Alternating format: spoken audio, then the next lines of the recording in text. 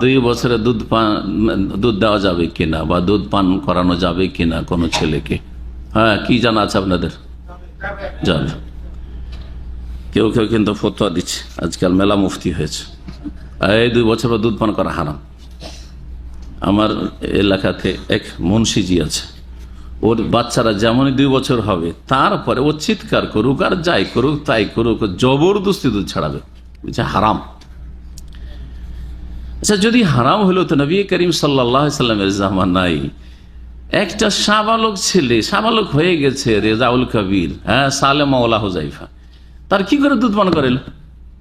2 বছর পরে দুধ পান করা, নিজের বাচ্চাকে যদি দুধ পান করা হারাম হয়, তো পরের বাচ্চা ছেলে ওইটাকে দুধ সন্তান বানিয়ে নেওয়ার জন্য নবী করিম সাল্লাল্লাহু আলাইহি ওয়াসাল্লাম বলেছেন যে দুধ পান করে দাও, আর যেই হে। বুঝতে পারলেন কি করে করল? একটা যুক্তি শুনলেন আর একটা শোনেন। ফোকাহে কেরামরা সবাই একমত যে দুধ মা হওয়ার জন্য একমাত্র আয়েশা রাদিয়াল্লাহু তাআলা আনহার ব্যতিক্রম মত ছিল। আর ইবনে তাইমিয়া রাহিমাহুল্লাহ বলেছেন, যদি কোথাও নিরুপায় অবস্থা হয় তাহলে বড়কে দুধ পান করিয়ে 2 বছর পরেও, 2.5 বছর 3 বছর বাচ্চাকে দুধ পান করিয়েও দুধ সন্তান, দুধ ছেলে দুধ মেয়ে বানানো যেতে পারে নিরুপায় হলে। ধরেন নিরুপায় হওয়ার উদাহরণ দিয়েছেন ইবনে তাইমিয়া রাহিমাহুল্লাহ, যে আপনার ছেলে মেয়ে হয়তো নেই, ঠিক আছে, একটা মেয়েকে নিতে চাইছেন, বড় হলে মেয়েটা তো আপনার মেয়ে থাকলো না, কিন্তু দুধ পান করিয়ে নেন এমন কাউকে দিয়ে, তাহলে কি হয়ে যাবে?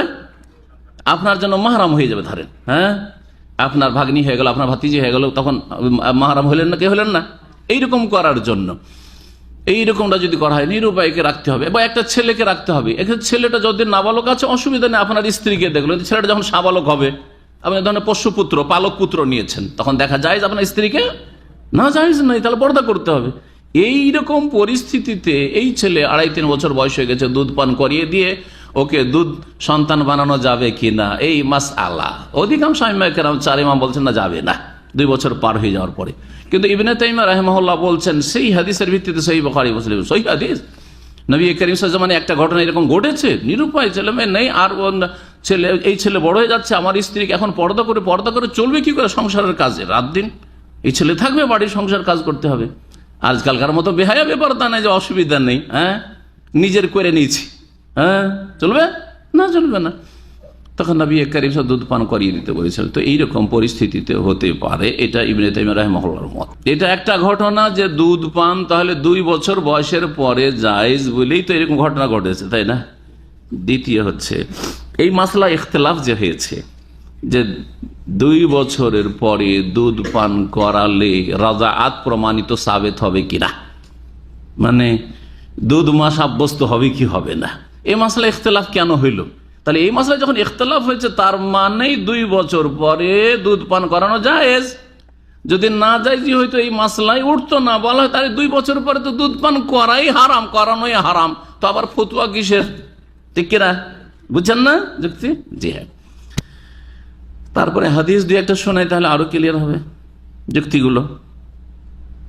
ইমাম তিরমিজি রাহমাতুল্লাহ আলাইহি বলছেন তার একটি অধ্যায়ে, মাজা আন্নার রাদাআত লা তুহাররিমু ইল্লা ফিস সিগারি দুনাল হাউলাইন। এই অধ্যায় হচ্ছে এই বিষয়ে যে দুধ পান করালে হারাম হবে না, অর্থাৎ সেটা মাহরাম প্রমাণিত হবে না, পালক সন্তান হবে না, দুধ সন্তান হবে না, ইল্লা ফিস সিগার, তবে যদি সেটা নাবালক ছোট অবস্থা একবারে হয় না, কেমন?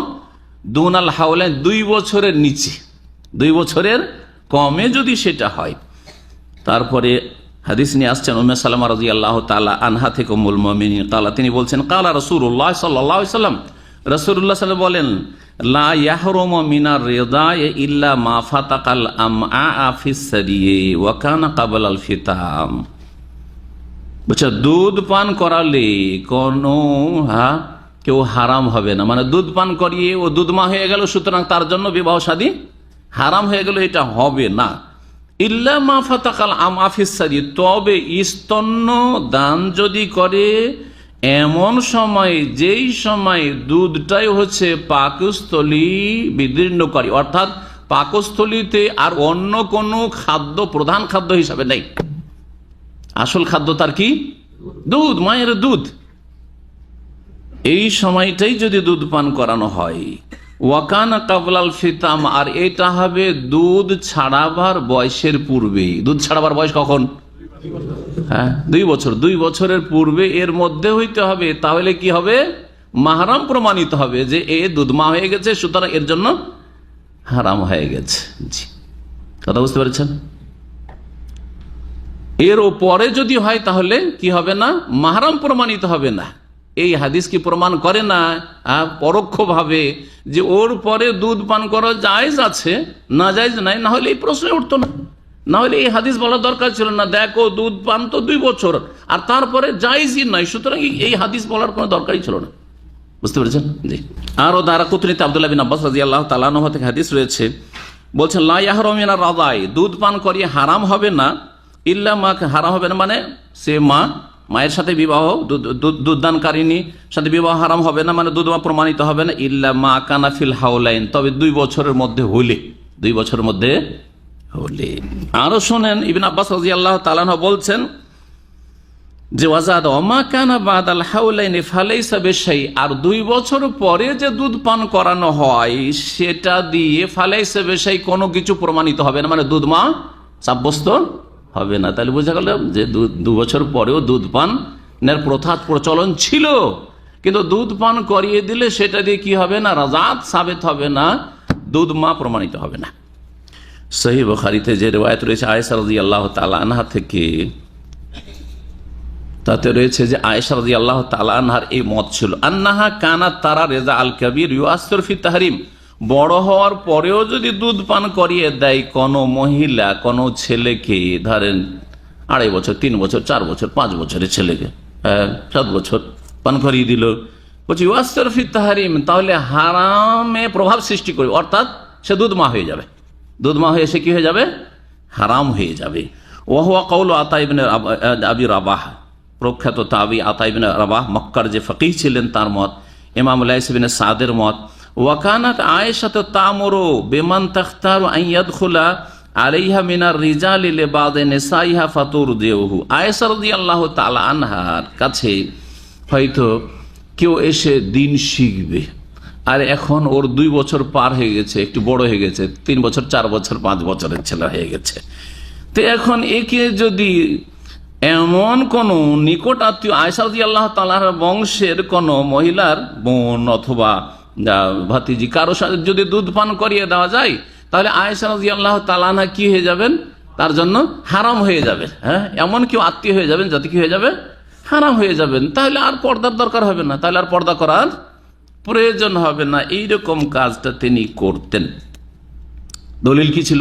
ওয়াতাহতাজ্জু ফি যালিকা বিহাদিসে সালেম মাওলা আবি হুযায়ফা, আবু হুযায়ফার আজাদকৃত স্বাধীনকৃত গোলাম সালেম ছিল, যার ঘটনা দিয়ে দলিল পেশ করতেন তিনি। হাইসু আমারান নবী সাল্লাল্লাহু আলাইহি ওয়াসাল্লাম ইমরাত আবি হুযায়ফা, আবু হুযায়ফার স্ত্রীকে নবী করিম সাল্লাল্লাহু আলাইহি ওয়াসাল্লাম হুকুম করলেন, আনতুরজিয়াহু, যে সালেমকে তোমার স্ত্রী দুধ পান করিয়ে দিক। সালেম ছিল আবু হুযায়ফার আজাদ স্বাধীনকৃত গোলাম, শাহবালক হয়ে গেছে, প্রায় শাহবালক, জি শাহবালকের মতো, খুব বড় না হলেও শাহবালক হতে চলেছে বা কাছাকাছি। নবী করিম সাল্লাল্লাহু আলাইহি ওয়াসাল্লামের কাছে সংক্ষেপ করে দেওয়া হাদিসটাই, সালেম মালিক আবু হুযায়ফা বলে, ইয়া রাসূলুল্লাহ, এই ছেলেটা ছোট থেকে আমার বাড়িতে গোলাম ছিল, আর একে আজাদ করে দিয়েছি, আর একে ছাড়া আমার কোনো উপায় নেই, কারণ আমার কোনো ছেলে সন্তান নেই, আমার কোনো ছেলে সন্তান বা কোনো সন্তান সন্ততি নেই, ছেলে সন্তান আসলে নেই, কারণ দুধ নিজে পান করিয়েছিল, তো ছেলে সন্তান নেই, আর এর দরকার সংসারের কাজের জন্য, বড় হয়েছে, এখন তো পর্দা করা জরুরি হয়ে গেছে, তো কি করব? তখন নবী করিম সাল্লাল্লাহু আলাইহি ওয়াসাল্লাম কি বলেছিলেন? যে আন্তুর যাও, তোমার স্ত্রী ওকে দুধ পান করিয়ে দিক, তোমার স্ত্রী কি করুক? দুধ পান করিয়ে দিক। ওয়াকানা কাবীরান, আর সে বড় ছিল, ওই হাদিসে আসছে ওয়াকানা কাবীরান, সাগীরান ছিল না, ছোট ছিল না।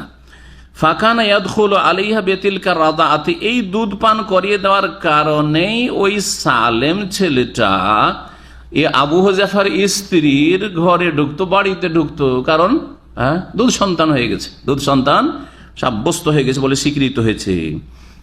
এটা হচ্ছে দলিল মা আয়েশা রাদিয়াল্লাহু তাআলা আনহার, আতার এবং লাইস ইবনে সাদের। আর ইবনে তাইমিয়া রাহিমাহুল্লাহ সম্পর্কে বললাম যে যদি কারোর জন্য এরকম জরুরি হয় তখন বিশেষ পরিস্থিতিতে খাস। নবী সাল্লাল্লাহু আলাইহি জামানায় মাত্র একটি ঘটনা ঘটেছে এবং নবী সাল্লাল্লাহু আলাইহি ওয়াসাল্লাম বলে দেননি যে এইটা এর জন্যই খাস। সুতরাং যখন বলেননি তো এটাকে নিরুপায় অবস্থায় যখন খুব জরুরি মনে করব তখন এটা এই বিধানকে প্রযোজ্য করব। হ্যাঁ, আর বাকি 4 ইমাম তারা বলছেন না না এটা খাস, তারা খাসের দাবি করেছেন। 4 ইমাম অধিকাংশ ওলামারা বলছেন যে এই ঘটনাটি সালেমের ঘটনায় দুধ পান করা, যে বড় হওয়ার পরে দুধ পান করেছে এবং দুধ মা সাব্যস্ত হয়েছে, এটি হচ্ছে খাস, এটি হচ্ছে খাস। এবং নবী সাল্লাল্লাহু আলাইহি ওয়াসাল্লাম অন্যান্য বিবিগণ এটাকে খাস মনে করতেন। আয়েশা রাদিয়াল্লাহু